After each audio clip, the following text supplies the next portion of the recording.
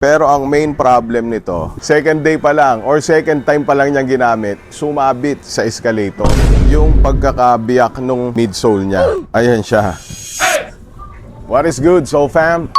Andito na naman tayo, no? Meron tayong project. Ito, actually, sariwa tong sapatos na to. Tignan nyo maigi. Okay pa yung ilalim niya, oh. Madumi lang talaga to nung dinala sa amin. Tsaka meron mga konting soles pero ang main problem nito, yung pagkakabiyak nung midsole niya. Ayan, tignan nyo yung part na yan. Ito pa. Ayan siya.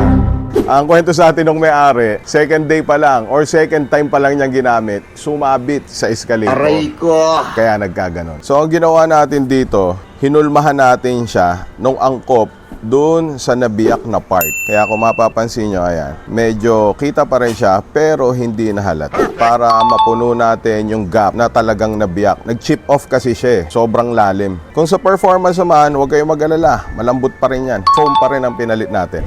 If you are those people na nasa comfort era na, tsaka yung mga nagra-running, come visit us here. Pag may mga ganito kayong problema, susolusyonan natin yan.